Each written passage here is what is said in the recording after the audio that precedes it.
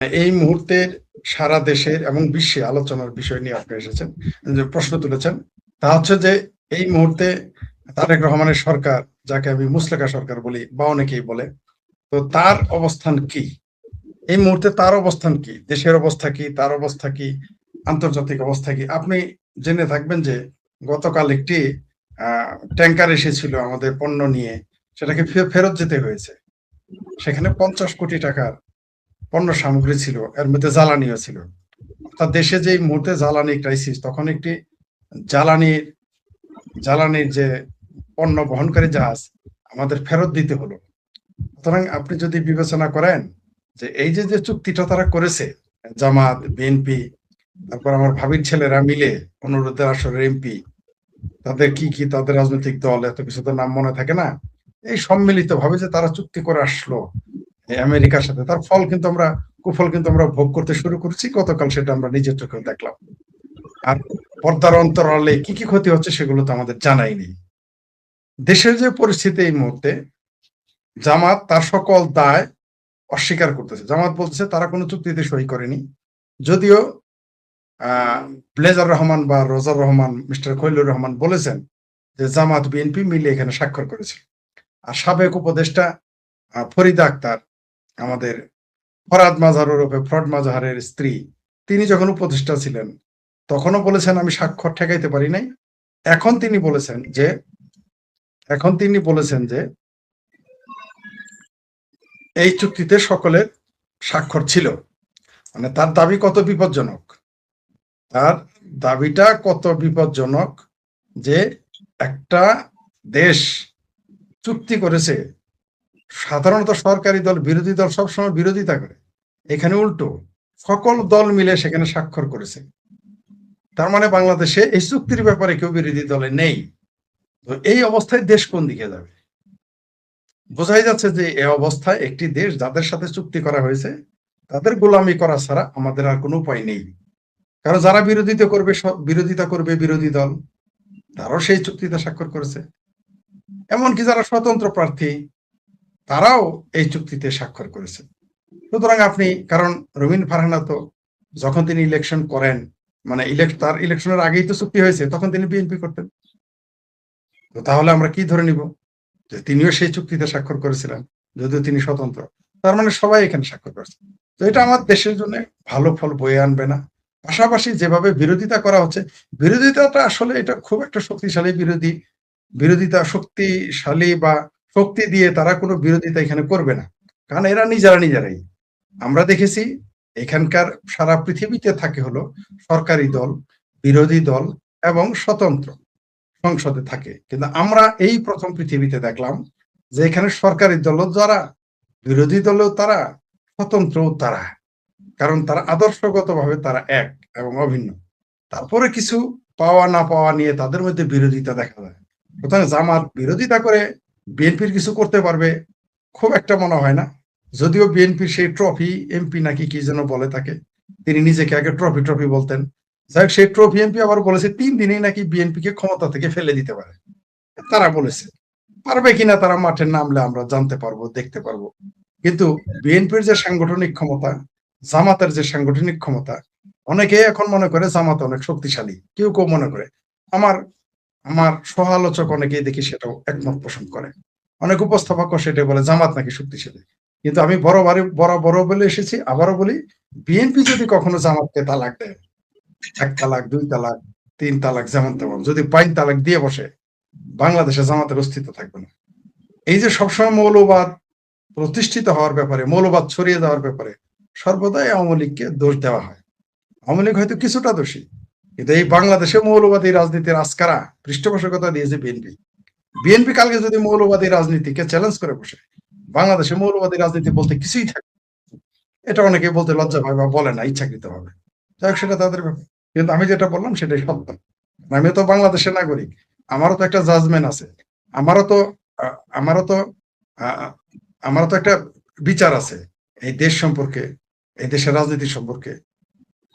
আমারও তো কিছু রায় আছে। আমি তো জানি এই দেশের রাজনীতি তো আমার পরিচিত, আমি তো মঙ্গল গ্রহ থেকে আসিনি। আমার তো একটা বিচার আছে। তো এইখানে মৌলবাদ সকল, আজকে রুমিন ফারহানাও সেটা বলেছেন তার সাক্ষাৎকারে, যে যে এই বাংলাদেশে মৌলবাদ প্রতিষ্ঠিত হয়েছে রাজনৈতিক দলের আস্কারাতে, যদিও একসময় রুমিন ফারানাও মৌলবাদীদের আস্কারা দিতেন, কিন্তু এটাই সত্য, বাংলাদেশের সকল রাজনৈতিক দল এই দেশের মৌলবাদীদের আস্কারা দিয়েছে। তাই যেদিন মৌলবাদীদের আস্কারা দেওয়া বন্ধ করে দিবে বাংলাদেশের গণতন্ত্রে বিশ্বাস করা রাজনৈতিক দলগুলো, তখন এই মৌলবাদীরা তারা টিকতে পারবে না, যতই তাদের ব্যাংক থাকুক, যতই তাদের ক্ষমতাবান মনে হোক। আসলে বাংলাদেশের মুসলিম মৌলবাদীদের আসল জায়গা হচ্ছে বিএনপি। ফাইনালি বিএনপি তাদের হচ্ছে প্ল্যাটফর্ম। কালকে যদি আওয়ামী লীগ চলে আসে ক্ষমতায় এবং আওয়ামী লীগ যদি এই মৌলবাদী শক্তির বিরুদ্ধে আক্রমণাত্মক পদক্ষেপ নেয়, আইনি পদক্ষেপ নেয়, সবগুলো গিয়ে তখন বিএনপির ছত্রছায়ায় চলে যাবে, এটা আমরা জানি, এবং বিএনপিও তাদের জায়গা দিবে, তাও আমরা জানি, এবং এটাই হয়ে এসেছে। আপনি এদের মধ্যে যে বিরোধিতা দেখতেছেন, এটা হচ্ছে মামাতো ভাই খালাতো ভাইয়ের মধ্যে ঝগড়া বা সৎ ভাই ঝগড়া। আচ্ছা, আগে ফাঁকে একটা একটা মজার প্রশ্ন করছেন একজন দর্শক, এটা একটু শুনে নিই, আপনি এক ফাঁকে এটা বলবেন। তার আগে আমি আরেকটা প্রশ্ন আছে আমার। প্রশ্ন করছেন পূর্ণিয়া ভাই, আমি আপনার কাছে একটা কথা জানতে চাই। সবাই বলে জয় বাংলা আওয়ামী লীগের নিজের সম্পদ বানিয়ে ফেলেছে, কিন্তু স্বাধীনতার পর থেকে অন্য কোন দল মুখে জয় বাংলা শুনিনি। ইন্টারেস্টিং, এটাও বলে আমরা অভিযোগ করি যে আওয়ামী লীগ জয় বাংলা বঙ্গবন্ধু এগুলো পুরোপুরি আওয়ামী লীগকরণ করেছে, কিন্তু এটাও তো ঠিক যে আওয়ামী লীগ ছাড়া কেউ জয় বাংলা বলে না। আমি যেটা জানতে চাচ্ছিলাম আপনার এই আগের আলোচনার সূত্র ধরে, যে সরকারের মধ্যে কি আপনি কোনো অস্থিরতা লক্ষ্য করছেন? দেখেন, অলরেডি দীপেন দেওয়ান 3 মাসের মধ্যে পদত্যাগ করেছে, আবার এক মন্ত্রী আরেক মন্ত্রীর বিরুদ্ধে কথা বলে। একটু কি কোথাও আনইজি সিচুয়েশন খেয়াল করছেন কোনো কিছু? নিঃসন্দেহে, নিঃসন্দেহে 100 দিনের মাথায় 2 জন মন্ত্রীর পদত্যাগ বা পদত্যাগ করতে বাধ্য করা, অবশ্যই সরকারের মধ্যে অস্থিরতা রয়েছে, নিঃসন্দেহে অস্থিরতা রয়েছে। তার জন্যই তো এই, আমরা তো এটা দেখিনি বাংলাদেশে, এমন কোনোদিনই ঘটেনি যে নির্বাচন যেভাবেই হোক বা না হোক 100 দিনের ভিতরে কোনো 2টা মন্ত্রী পদত্যাগ করেছে বা সরিয়ে দেওয়া হয়েছে, এরকম কিন্তু আমরা দেখি নাই।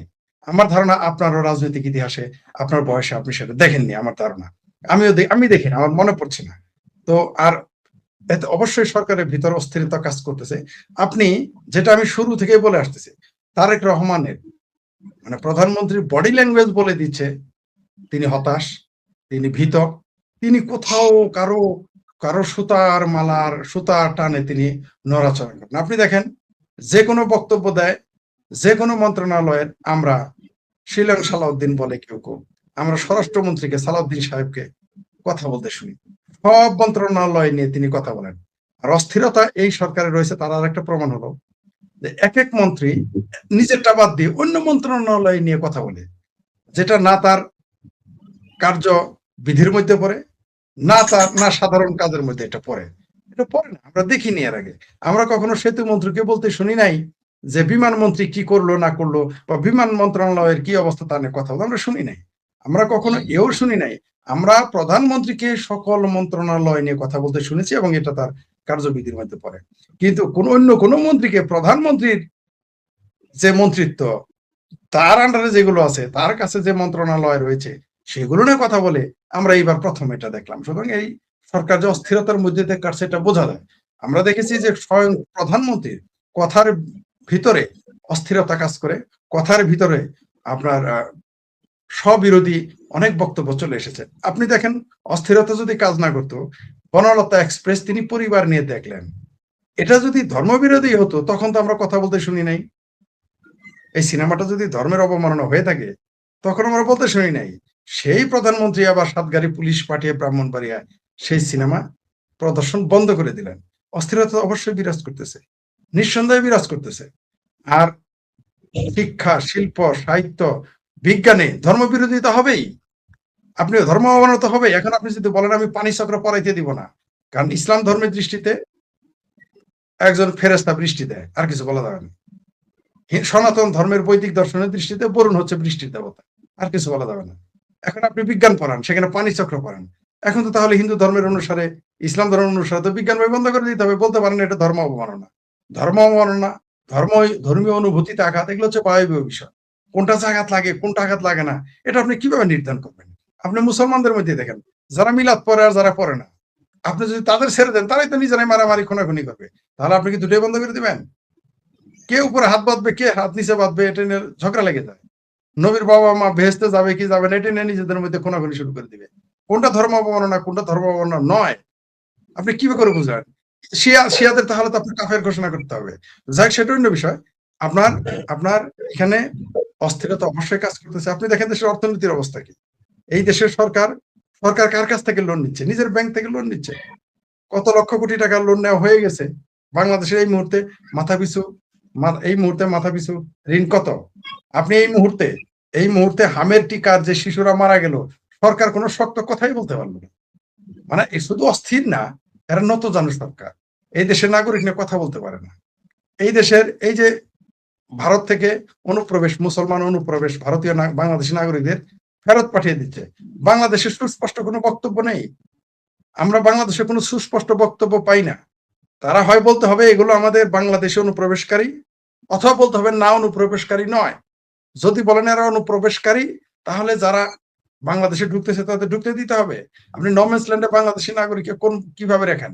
আর যদি বলেন না এরা আমাদের কেউ নাগরিক নয়, তাহলে সেটা সুস্পষ্ট বলে দেন এটা বাংলাদেশের নাগরিক না। আপনি 12 থেকে 14 লক্ষ রোহিঙ্গাকে জায়গা দিবেন, আর নিজের নাগরিকদের আপনি নোম্যান্স ল্যান্ডে বসায় রাখবেন। এটা কোন ধরনের কি দেশের জনগণের সাথে? এটা কোন ধরনের রাজনীতি? এটা কোন ধরনের পলিসি? এর মধ্যে তো এটা মিলতে পারে না। অবশ্যই সরকার অস্থির হয়ে তার অস্তিত্ব থাকবেই। কারণ দেশে না আছে বিনিয়োগ, না আছে সরকারি বিনিয়োগ, না আছে বেসরকারি বিনিয়োগ, না আছে বিদেশি বিনিয়োগ। তো একটা সরকার তো অস্থির হবেই। না আছে আইন শৃঙ্খলা। সবচেয়ে বড় কথা, এই মুহূর্তে আইন শৃঙ্খলা একেবারে তলানিতে চলে আসছে। সারা দেশে ড্রাগে ছেয়ে গেছে, মৌলবাদ সারা দেশে ছেয়ে গেছে। তাহলে সরকার তো অস্থির হবেই। কারণ নগরে যখন আগুন লাগে দেবালয়ে রক্ষা পায় না, তেমনি সরকার অস্থির থাকবে, এটাই স্বাভাবিক। আর যিনি এই প্রশ্নটা করেছেন যে জয় বাংলা নিয়ে, নিঃসন্দেহে সত্য। জয় বাংলা স্লোগান যারা বলে দখল করে নিয়েছে, এটা আর মিথ্যা কথা। আপনাকে কি আওয়ামী লীগ বলেছে যে আমি জয় বাংলা স্লোগান দিতে দিব না? বাংলাদেশের কোন আইনে কি লেখা আছে যে জয় বাংলা আওয়ামী লীগের স্লোগান? শেখ হাসিনা কি বলেছে জয় বাংলা স্লোগান আমার বাপের স্লোগান, আমার স্লোগান, আমার ভাইয়ের স্লোগান? বা আওয়ামী লীগের লোকজন কি বলেছে এটা শুধুমাত্র আওয়ামী লীগের স্লোগান? কোথাও বলে নাই, কোথাও বলেনি। কিন্তু আপনি স্লোগান দেন না, যেহেতু দেন না সেহেতু সেই স্লোগান আওয়ামী লীগের কোর্টে চলে যাবে। না করছে কি আপনি স্লোগান দেন, আপনি বঙ্গবন্ধু শেখ মুজিবুর রহমানকে জাতির পিতা মেনে নেন, তাহলে তো বঙ্গবন্ধু শুধু আওয়ামী লীগের থাকে না, আপনারও হয়ে যায়। কিন্তু আসলে তো আপনারা জয় বাংলা স্লোগান বিরোধী। আসলেই তো আপনি বঙ্গবন্ধু বিরোধী। আপনি মানে যারা এর বিরোধিতা করে তারা বিরোধী। তো বিরোধিতা করলে এটা তো মনে হবেই। যদি কেউ মনে করে জয় বাংলা স্লোগান আওয়ামী লীগের না বাংলা, আমি তো জয় বাংলা স্লোগান দেই, আমাকে তো আওয়ামী লীগ বাধা দেয় নাই। আমি তো বলিনি আওয়ামী লীগ, আমি তো স্পষ্ট বলি এটা আওয়ামী লীগের স্লোগান, এটা বাংলাদেশের স্লোগান, মুক্তিযুদ্ধের স্লোগান। এই স্লোগান আমার, আপনার, সকলের, বাংলাদেশের যে কোনো রাজনৈতিক দলের এই স্লোগান। বাংলাদেশের যে নাগরিক সে যদি জয় বাংলা স্লোগান দেয় তাকে কেউ বাধা দিতে পারবে না, প্রশ্নই আসে না। বরং জয় বাংলা স্লোগান দিলে যারা আওয়ামী লীগের বিরোধিতা করতে চায়, বরং রাজনৈতিক দলগুলো জয় বাংলা স্লোগান দিলে আওয়ামী লীগ বরং পিছিয়ে পড়তো। তারা সেটা করে নাই, বরং জয় বাংলা স্লোগানকে আওয়ামী লীগের কোর্টে দিয়ে দিয়েছে। আওয়ামী লীগ সেটা নিয়ে নিছে এবং 2024 সালের 5ই আগস্টের পরে প্রমাণ হয়ে গেছে যে জয় বাংলা স্লোগান যে আওয়ামী লীগ দাবি করে সত্যি তাদের স্লোগান, সেটা প্রমাণ হয়ে গেছে। কারণ আজকে জয় বাংলা স্লোগান দিলে আপনি মারতেছেন, জয় বাংলা স্লোগান দিলে জেলে দিচ্ছেন। কারণ কি? কারণ জয় বাংলা স্লোগান মুক্তিযুদ্ধের স্লোগান।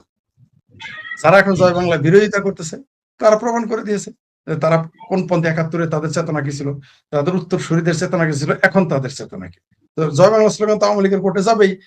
ধাক্কায় আমরা যদি দিয়ে দিই আওয়ামী লীগকে, আওয়ামী লীগ এমনি নিতে চায়, তার মধ্যে আমরাও ধাক্কালাম, তো জয় বাংলা স্লোগান তখন আওয়ামী লীগেরই। এটা তো প্রমাণ হয়ে গেছে। কেউ যদি বলে জয় বাংলা স্লোগান তার স্লোগান দিয়ে দেখে দেখ। বিএনপি যদি বলে জয় বাংলা স্লোগান তার জয় বাংলা স্লোগান দিক। বামপন্থীরা যদি বলে যে জয় বাংলা স্লোগান আওয়ামী লীগের না, তাহলে তারা নিজেরা স্লোগান দিয়ে প্রমাণ করে দিক। কিন্তু তারা তো জামাল ভীরা পাগলা, স্লোগান ওটা দিবে না। কারণ তাদের ওটা ওই যে গণজাগরণ মঞ্চ যাদের আমি জয় বাংলা স্লোগান দিতে দেখেছি, সেই লোকগুলো এখন জয় বাংলা স্লোগানের বিরুদ্ধে। সুতরাং 2024 সালের 5ই আগস্টের পরে দুধ কা দুধ পানি কা পানি হয়ে গেছে, জয় বাংলা